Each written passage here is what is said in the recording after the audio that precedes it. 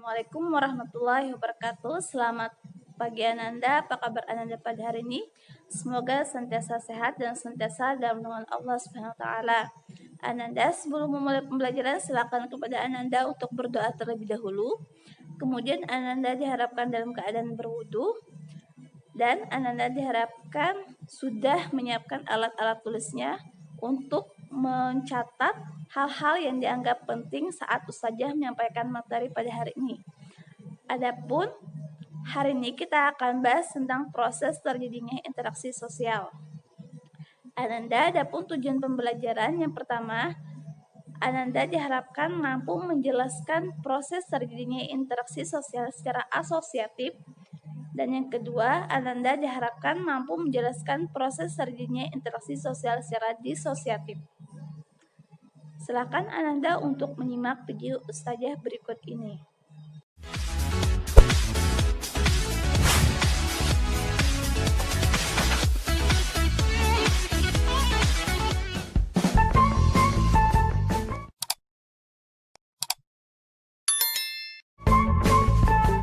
Pada pertemuan sebelumnya, Ustazah sudah menyampaikan tentang interaksi sosial. Ustazah akan mengulang lagi tentang interaksi sosial.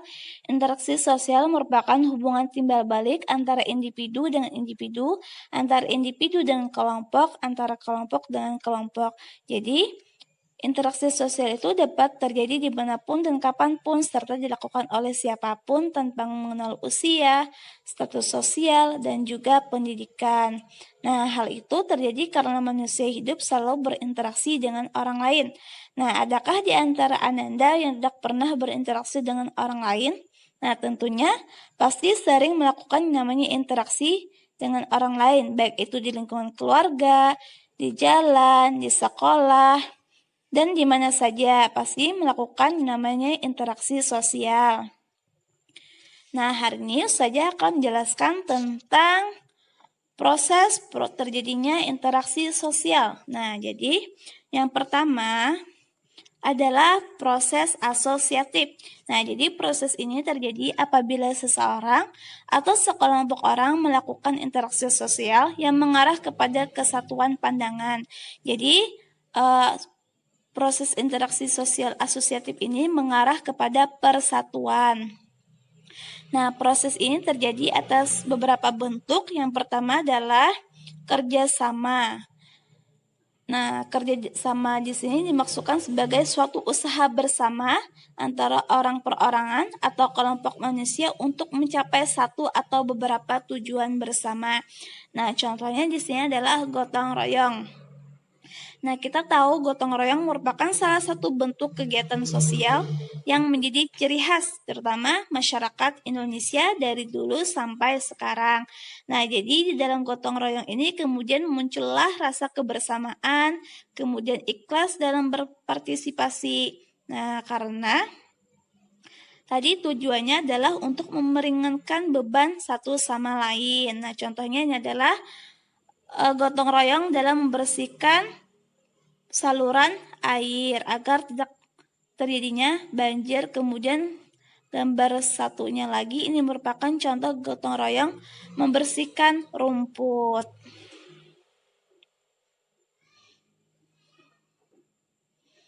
Nah, selain kerjasama, ternyata ada juga yang kedua merupakan tawar-menawar atau bargaining, yaitu bentuk perjanjian mengenai pertukaran barang atau jasa antara dua pihak atau lebih.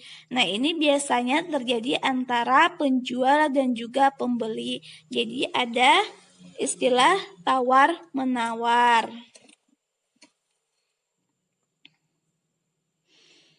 Nah, selanjutnya adalah kooptasi. Apa itu kooptasi? Kooptasi merupakan bentuk kerjasama yang dilakukan dengan jalan menyepakati pimpinan yang akan ditunjuk untuk mengendalikan jalannya organisasi atau kelompok. Jadi ini contohnya adalah dua buah organisasi kemudian menyepakati pimpinan. Nah, yang akan memimpin jalannya suatu organisasi atau kelompok. Nah, selanjutnya adalah koalisi. Nah, jadi koalisinya apa? Koalisi merupakan penggabungan dua atau lebih organisasi yang berusaha mencapai tujuan bersama. Nah, ini misalnya contoh koalisi partai. Nah, ini terutama dalam pemilihan presiden. Jadi, partai itu berkoalisi untuk memenangkan suara. Nah, coba kita lihat contohnya. Ini diambil dari tahun waktu 2014 ya, Nanda. Nah, jadi di sini televisi dan partai itu saling berkoalisi, jadi saling bergabung. Nah, kalau hanya pendukung Prabowo itu ada TV One, kemudian Global TV, MTV, RCTI, dan NNCTV. Kemudian kalau hanya pendukung Jokowi ada Metro TV, Indosiar, dan juga SCTV. Nah, ini termasuk koalisi. Mereka bersatu karena ingin mencapai tujuan bersama, yaitu memperoleh suara rakyat ketika pemilihan umum. Nah, Ananda, yang kedua adalah akomodasi. Akomodasi adalah hubungan sosial yang terjadi antara individu dan kelompok untuk menyelesaikan pertentangan antara kedua belah pihak yang bersengketa. Nah, jadi akomodasi merupakan suatu cara untuk menyelesaikan pertentangan tanpa menghancurkan pihak lawan sehingga lawan tidak kehilangan kepribadiannya. Di sini ada beberapa bentuk akomodasi. Yang pertama adalah koersi. Nah, koersi merupakan bentuk akomodasi yang dilakukan menggunakan tekanan. Nah, biasanya koersi ini terjadi karena salah satu pihak itu memiliki posisi atau kedudukan yang lebih tinggi. Nah, misalnya dua orang sedang berkonflik di sini antara manajer kemudian pegawai. Nah, kemudian si pegawai ini melakukan suatu kesalahan. Nah, kemudian jadi bentuk akomodasinya adalah memaksa salah satu pihak, terutama karyawan, agar dia memperbaiki kesalahannya. Nah, ketika dia tidak memperbaiki kesalahannya, maka si karyawan diancam akan di PHK. Nah, otomatis kan karyawan akan berpikir dan diharapkan bisa memperbaiki kesalahannya. Nah, ini upaya menyelesaikan masalah karena salah satu pihak itu memiliki posisi atau kedudukan yang lebih tinggi.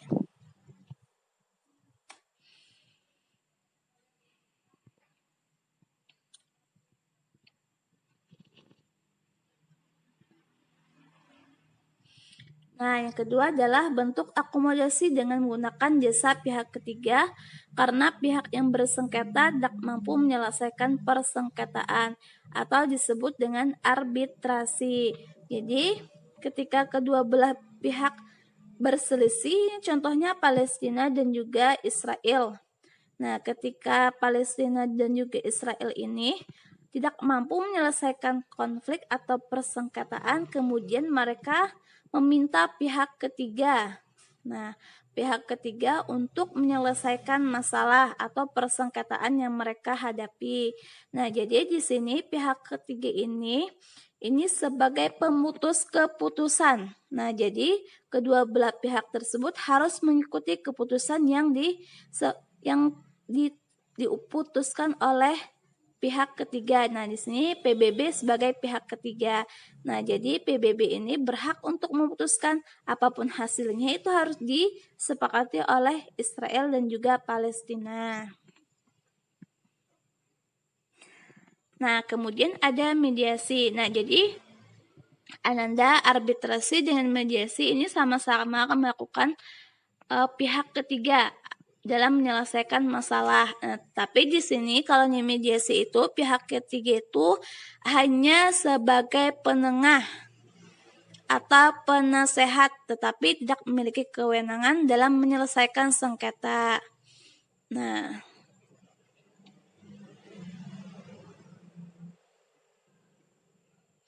misalnya konflik berkepanjangan antara dua peserta didik dari dua kelas yang kemudian dilakukan mediasi oleh teman sekelasnya. Misalnya si A dan si B bertengkar, kemudian mereka tidak bisa menyelesaikan masalahnya, kemudian menunjuk ustazah untuk menyelesaikan masalahnya. Tetapi di sini kalau mediasi artinya ustazah itu hanya berperan sebagai penasehat atau memberi jalan tengahnya, bukan memberi keputusan.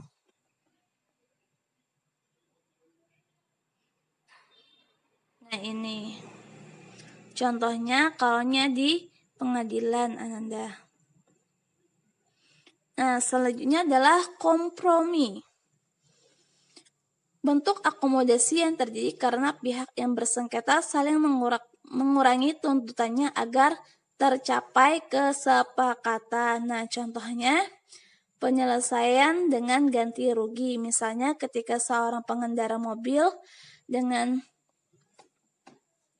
pengendara kendaraan, mereka saling terjadi yang namanya serempet menyerempet, kemudian kendaraan mereka rusak. Nah, kemudian mereka menyelesaikan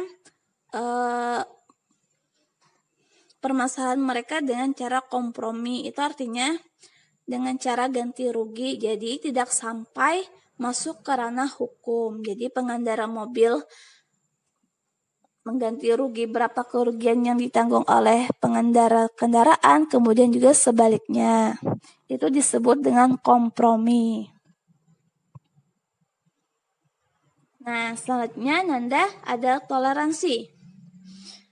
Nah, toleransi merupakan suatu bentuk akomodasi yang timbul karena adanya sikap saling menghormati kepentingan bersama, sehingga perselisihan dapat dicegah agar tidak terjadi.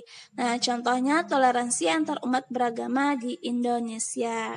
Nah, jadi kita harus saling menghormati satu sama lain. Nah, Ananda, yang terakhir adalah adjudikasi, yaitu cara penyelesaian masalah dengan melalui pengadilan. Nah, ini biasanya seorang yang memiliki masalah atau konflik dengan orang lain, kemudian konflik tersebut tidak bisa diselesaikan dengan koersi, mediasi, arbitrasi, kompromi. Nah, ini merupakan jalan terakhir, yaitu adjudikasi, yaitu melalui pengadilan. Nah, biasanya kalau yang melalui pengadilan ini pasti ada hukuman. Nah, kemudian ada asimilasi. Yang ketiga, apa itu asimilasi? Asimilasi merupakan cara-cara bersikap dan bertingkah laku dalam menghadapi perbedaan untuk mencapai kesatuan dalam pikiran dan tindakan. Nah, jadi asimilasi itu adalah percampuran dua kebudayaan. Nah, kemudian dua kebudayaan itu saling bercampur, berbaur. Nah, kemudian terjadilah proses asimilasi, yaitu menghilangkan ciri atau karakteristik kebudayaan asli. Jadi seseorang, misalnya ini di kota ya Ananda biasanya, nah di sana kan sudah terjadi asimilasi, percampuran dua kebudayaan bahkan lebih. Ada yang berasal dari Minang, berarti kan dia memegang kebudayaan Minang sebelumnya. Kemudian ada yang berasal dari Jawa, berarti kan dia memegang kebudayaan Jawa sebelumnya. Kemudian mereka menetap di suatu kota. Nah, mungkinkah dalam suatu kota menerapkan kebudayaan Minang dan juga Jawa? Nah, itu hal yang tak mungkin. Nah, kemudian mereka itu berbaur, kemudian hilanglah yang namanya kebudayaan asli mereka. Mereka tidak lagi menggunakan kebudayaan asal mereka, tetapi mereka melahirkan dan menghadirkan kebudayaan baru sebagai masyarakat kota. Ananda, tadi kita membahas tentang proses-proses yang asosiatif. Sekarang kita membahas tentang proses-proses yang disosiatif. Nah, jadi kalau yang asosiatif itu mengarah pada persatuan, nah berarti disosiatif ini sebaliknya.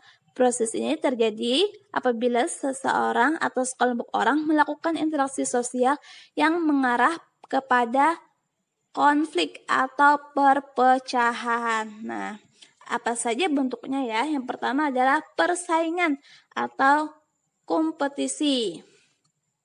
Nah, jadi proses sosial yang dilakukan individu atau kelompok untuk mewujudkan keinginan melalui bidang-bidang tertentu. Nah, contohnya gelar juara, kemudian kesuksesan, sebuah piala, dan hadiah. Nah, untuk mendapatkannya seseorang itu harus bersaing dengan orang lainnya.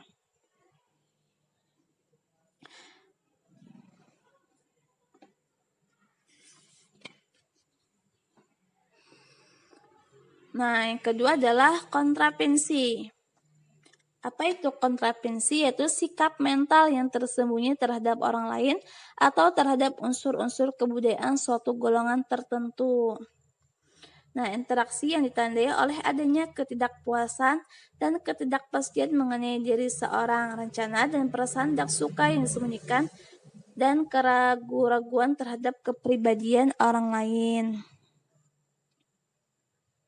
Nah, contohnya ini OSIS di sekolahmu punya suatu rencana, tetapi ternyata di kelasmu kurang setuju terhadap rencana tersebut sehingga berkembang rasa tidak suka atau benci, tetapi disembunyikan. Jadi ini benci yang tersembunyikan.